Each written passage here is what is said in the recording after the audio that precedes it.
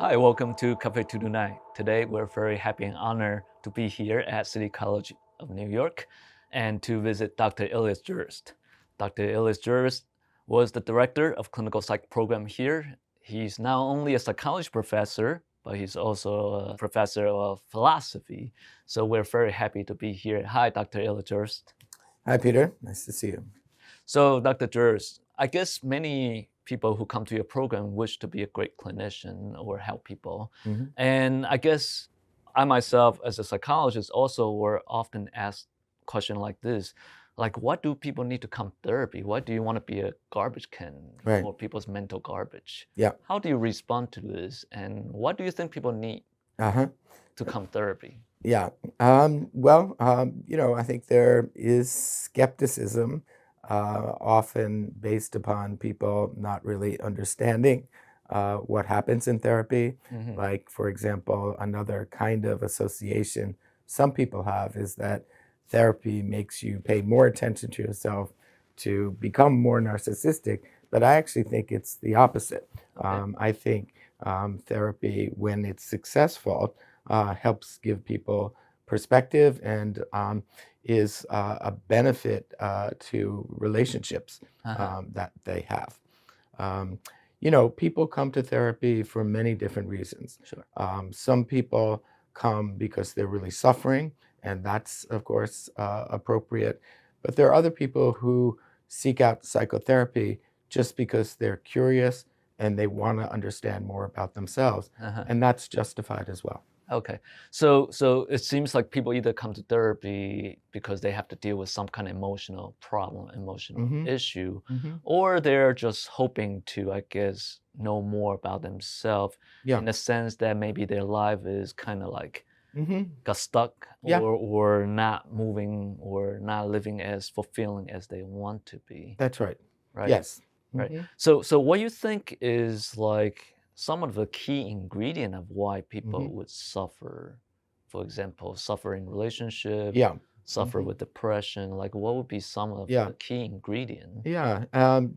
That's a big question, and I would begin by that fact that some people, the source of their suffering is really biological, Uh-huh. and we know that mood disorders, occur in families across generations. Sure.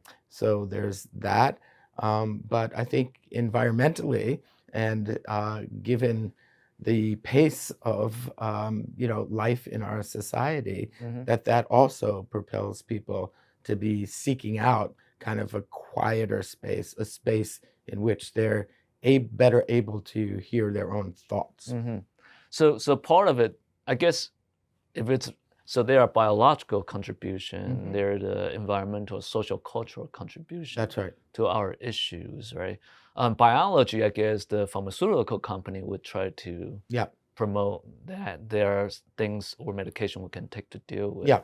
Social cultural issue is a little bit harder because it's harder for us to change the environment. Absolutely. So what Absolutely. is the part that Hmm. is there any personal factor that we can focus on? Yeah, well, I think it's understanding something about, one's own biology, right? I mean, because Hmm. it is like you don't choose what kind of body you have or Sure. how your body functions. And so being able to pay attention to that Hmm. is a valuable thing that therapy can actually help with. But you're right that also, there can be cultures that are not so facilitative. Hmm. Let's say, a dominant culture in which a minority feels that their perspective is discounted on an everyday basis, Hmm. that's going to create a kind of suffering. Right. So that's also important to Hmm. take account of Uh-huh. as well. And an additional factor, I would say, is suffering that has its source in family life, Hmm. abuse, trauma, addiction, all of those things can propel someone to want to make better sense of their experience and to try to do that through psychotherapy. Right. And I guess one of the things that people can really respond the most is how they respond to these situations, or how they respond to their their Yeah. biology, how they respond to family and environment. So I would assume that when people come in to therapy, they kind of got stuck with their feeling or emotion Yeah. towards these Yeah. external or internal factors. Yeah. So would you say that when people come to therapy, they have some issue with Yeah. emotion? Yes, I think you're directing this question in a way that is related to the research and interest that I have, because there's no form of therapy that doesn't value paying attention to emotions. Yeah. And even something which is labeled as cognitive behavioral therapy has over time moved much more in the direction of paying attention to emotions. I come from the psychodynamic tradition, in which emotions have always been pretty central, right? And emotions are important because, first of all, we don't necessarily have a transparent relationship to them. Okay. So it can take time and effort to figure out exactly how and what one feels about something. But emotions are also ways in which people connect with each other. So in order to have relationships which are satisfying and rewarding, I think you have to be able to read your own emotions and be invested in trying to understand other people's emotions as well. Okay, so it seems like the ability to read your own emotion, understand your emotion, as well as others, is quite important in terms of good living or good mental health. Absolutely. And I think, again, it's a bit of a bias of the perspective that I come from.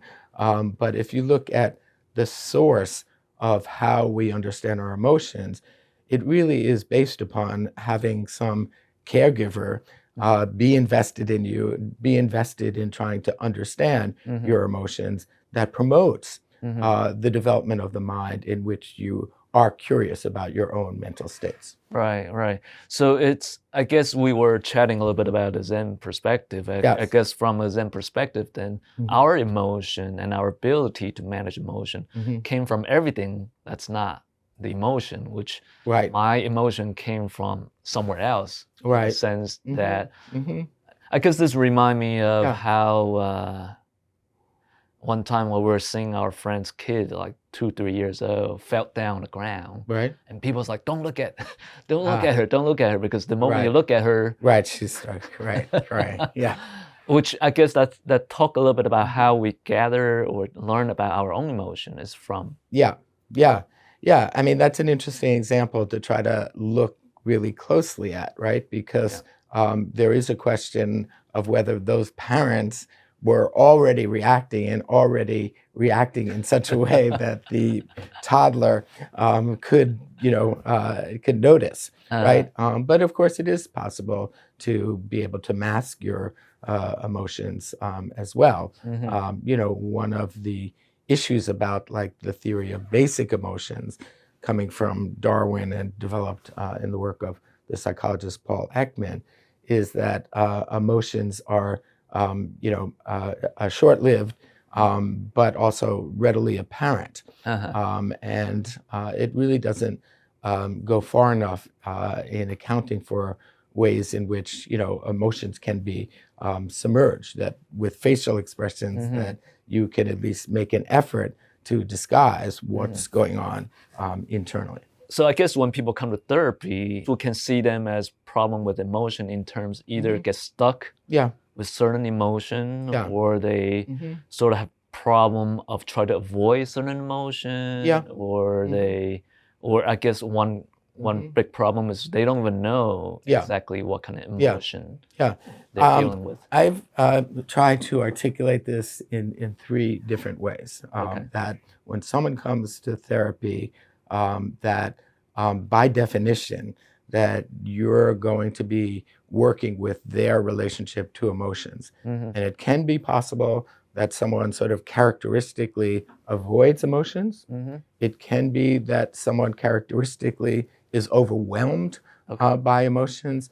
And a third variety of that is that someone is sort of blocked in being able to read their emotions. I've tried to characterize this as operatic emotions, coming from the ancient Greek for not being able to be passed, so that there's something that gets in the way of your being able to translate whatever is going on inside of you, and some kind of construct in which that is labeled or described. Okay. So I guess I'm just going to be a devil's advocate for a second. So people are going to be like, what's the big deal? What do I need to pay money to learn about my emotion? Like, what would be the kind of problem people run into if they cannot read their own emotion well, if they have problem like managing emotion? You know, what I would say is that what's at stake is some potential to have greater well-being, and that would come about through you know, feeling more comfortable with yourself, right? With how you react to things, and then on top of that, being able to, you know, craft how you feel to be appropriate to whatever ideal you happen to have. And I don't want to put too much emphasis just on personal well-being, because I also think, as I sort of suggested a little earlier, that a sort of an underappreciated aspect of therapy is that when it works, it helps people in their relationships with other people in their life. Which is kind of important. Yeah. Because, you know, I often think the emotion could be contagious. Yes, like, absolutely. Right? It's almost like COVID virus, right? Yeah. If you don't... Yeah. I mean, I don't know, but I always feel like, you know, all you need is that one person in the group who has this super negative energy, and it just contaminated everybody Absolutely, absolutely. I mean, here we're getting into sort of, you know, different versions of theory of mind, and one of them is the simulation approach, in which there is the phenomena of emotional contagion, that we affect each other without necessarily intending to do that. So that's where, you know, emotions aren't by definition sort of beneficial or harmful. It's really a question of, you know, whether they can be kind of linked, I would say, to some capacity of thinking. Some people think of that in terms of like cognitive appraisal. My work has really been about not just thinking about emotion regulation as cognition subduing the emotion, but allowing the emotion to breathe, so to speak, and to live within that. So I guess your approach is a little bit different than the traditional emotional regulation approach. Where Absolutely. Traditional approach is sort of like like using rationality as if the rationality can overcome our sort of emotion, but that's not necessarily true based on your research. That's right. I don't love the term regulation, because I think it kind of comes from models in which it really is sort of like a top-down approach. And you know, the alternative, which I have proposed, is like emotion modulation. Modulation is a term that is used in music, for example, as a sort of blending of two things. So blending of two things is a different way of conceptualizing the relationship between cognition and emotions. So let's say someone who have an emotional issue, such as not knowing their emotion well. I would assume that maybe there's some I mean, you know, the tradition. Sometimes we use the word defense, right? Sometimes it's a good idea not to know my emotion. How do we deal with issues like that? I mean, you know, the psychoanalyst Philip Bromberg has written about the healthy adaptive aspect of dissociation, right? Of sort of divorcing yourself from your mind, so to speak, and Yeah. distancing yourself from your emotions. So of course, there is a place for that as well. Mm-hmm. So emotion are. I think you mentioned something correct, which emotion are neither good Yeah. nor bad. Yeah. It's really our relationship to it. Yeah. That's quite Yeah, I important. think it's, how emotions can be used. Uh-huh. Yeah. Which that remind me one of a great Buddhist teacher, Chompa Rinpoche. He talked about how like anger. Sometimes people think anger is like a bad thing, Right. but then but the way from, let's say, the Eastern tradition is anger is more like a tool, Right. right? It could, it's like a fire. Right. Anger is almost like fire. Yeah. Fire used correctly can create Yeah. many great things, but use it wrongly, Yeah. it could Yeah. destroy. Anger is a very complicated emotion because there is a question of to what extent that aggression is sort of defining of it. And of course, it ranges from things like rage, in which someone might be veering out of control. But then there's also like righteous anger, right? Sure. That's sort of closer to what I think you were getting at in terms of that it can have a value. It can be very important to communicate that you're angry because it gives someone else the opportunity to react, to acknowledge that, and to strengthen the connection in a relationship. Right. So I agree that that anger, by itself isn't something to be avoided, and that often by embracing it, at least to some extent, is beneficial. Right. Yeah, because I think in the Buddhist tradition, sometimes we say anger without hatred is compassion. Right. Okay. I like that. Yeah. Yeah, because a lot of great things happen when you use your emotion. Right.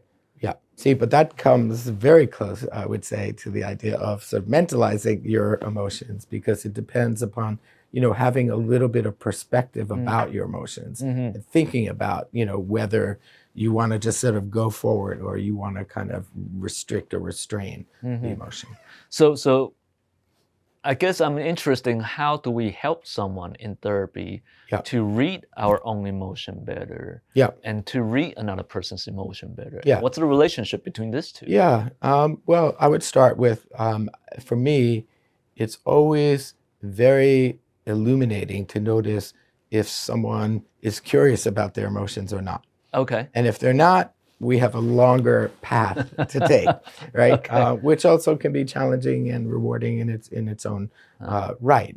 But if someone at least has some curiosity about their emotions, then I'm going to be able to presume that if I suggest something about what they might be feeling, that they could tell me if that's sort of right or wrong, close or not so closely related to what they're feeling. The other thing is, again, in a sort of psychodynamically oriented approach, you want to invite patients to tell you about their emotional responses to you, right? To anything you say, Right.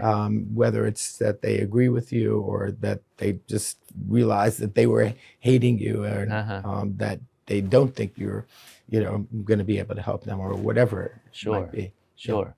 So which means you kind of have a trusting kind of relationship. Absolutely. Right. To allow the client to do that. Yeah. I would say, if, there's not sort of some basis of trust in the relationship, that it's like, you ain't going nowhere, right? It's like, it's, or at least it's going to be a harder, longer road to take.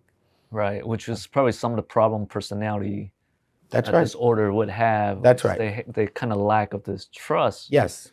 Of like, if the therapist say I'm not mad at you, they probably feel that that's the total opposite. That's right. Yeah. I mean, in the mentalization world, a big new idea is of epistemic trust. And epistemic trust goes back to the way in which when sort of toddlers are ready to go out into the world, whether they've been able to turn to people in their family and get responses which are helpful to them is going to have a big influence on how they react in the world with their peers or with their teachers or whatever. And it's very important in life to have the hope that you could turn to someone else who in good faith is going to try to help you understand something.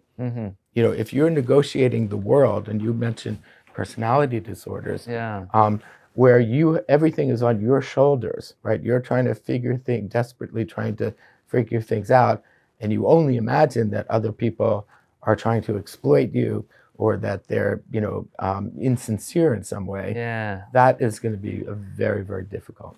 That is like a hard, that's kind of hard to live through. If you carry that kind of world view, right? And like everyone's out to get you. That's right. And so I guess to have a trusting therapist, trusting relationship in the room can sort of help you to melt down. That's right. Some of that aspect. So how does mentalization relate to, let's say, corrective emotional response? Okay.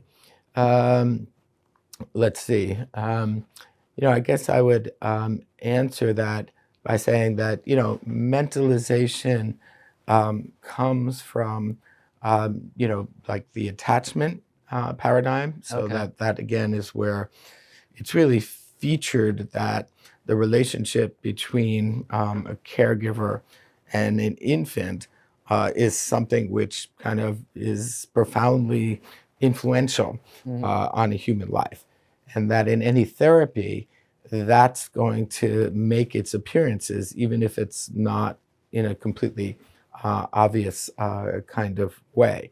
I'm not sure that the idea of emotionally corrective experience has to be based on that, right? And the other very crucial dividing factor is that the idea of an emotionally corrective experience presumes that the therapist possesses, the right way to understand what's going on. And mentalizing therapists are more comfortable kind of with taking a non-knowing stance. So they're promoting the patient to tell you rather than that you tell them.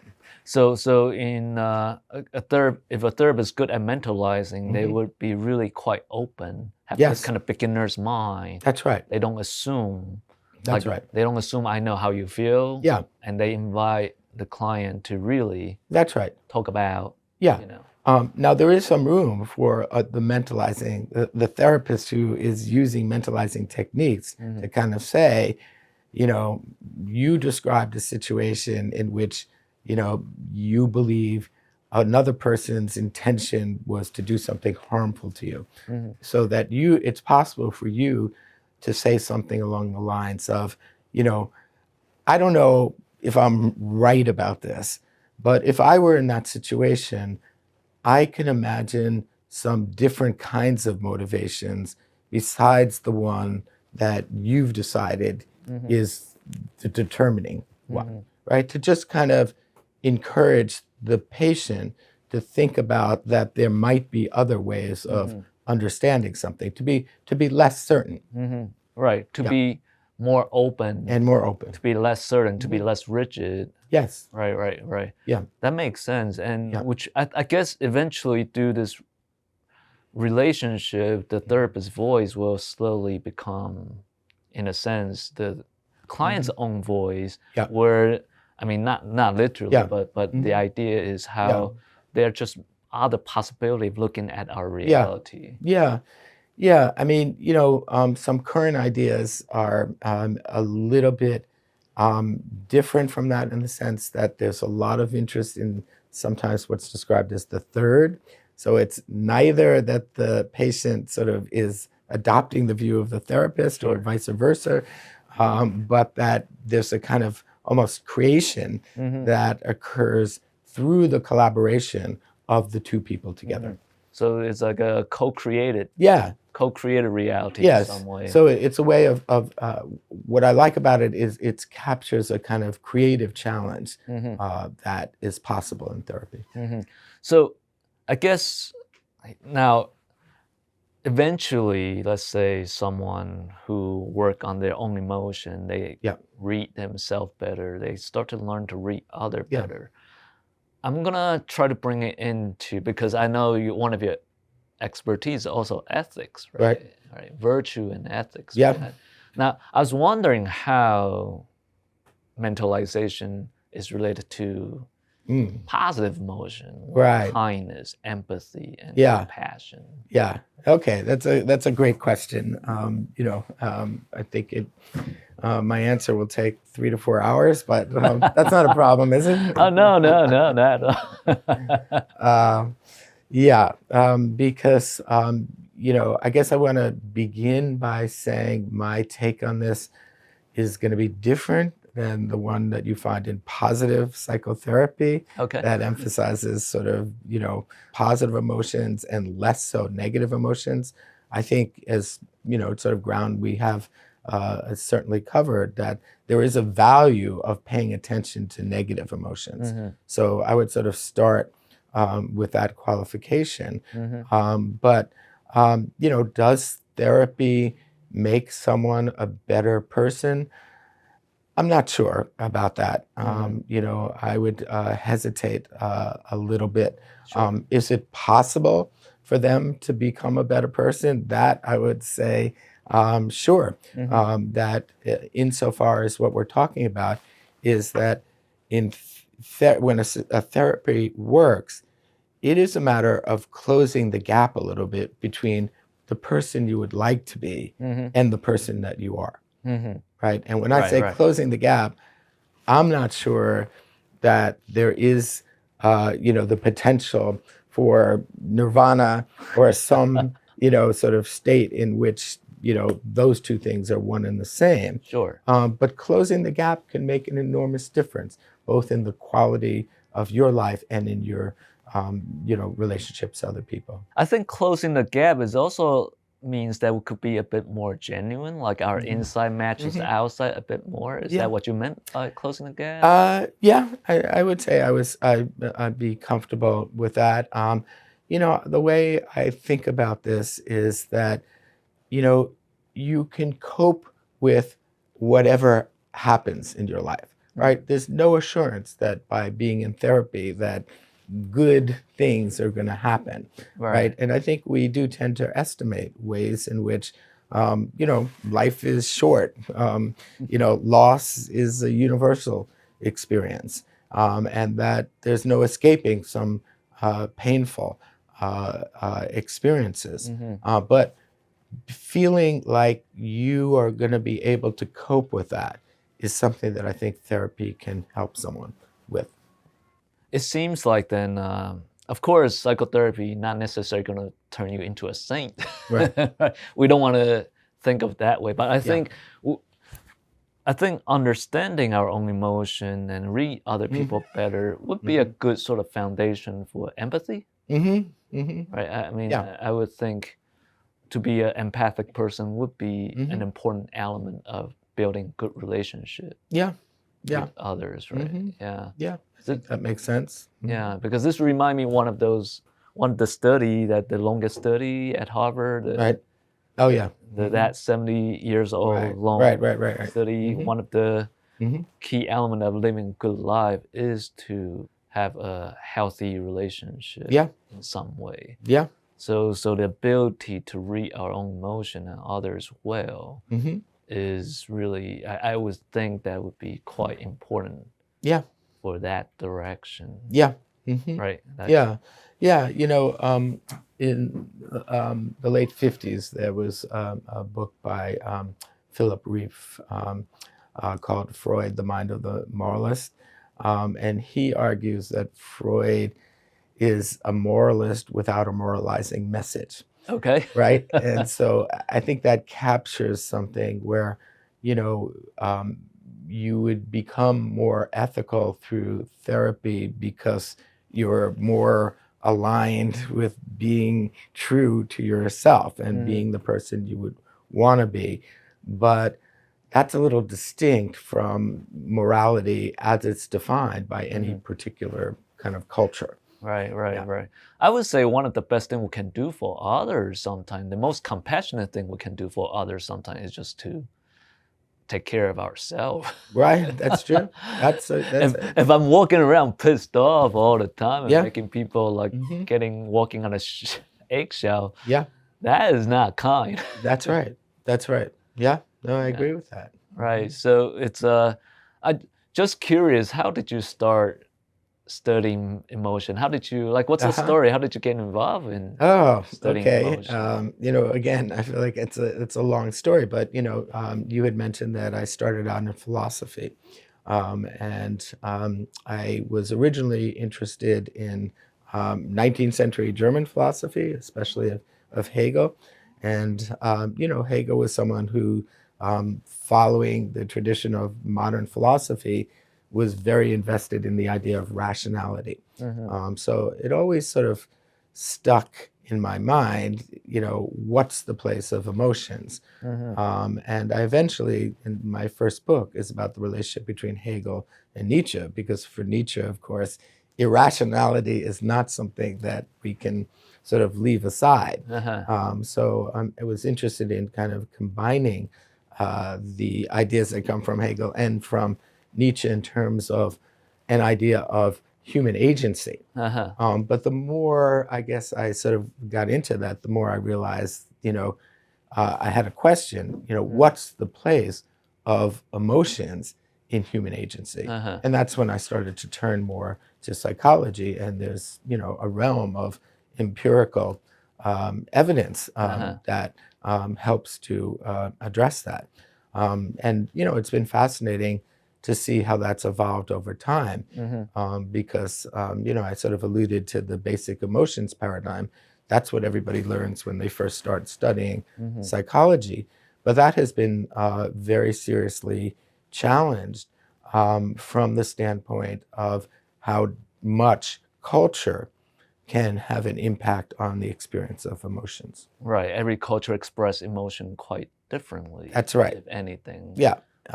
And I think I told you that my research group created a measure called the Mentalized Affectivity Scale.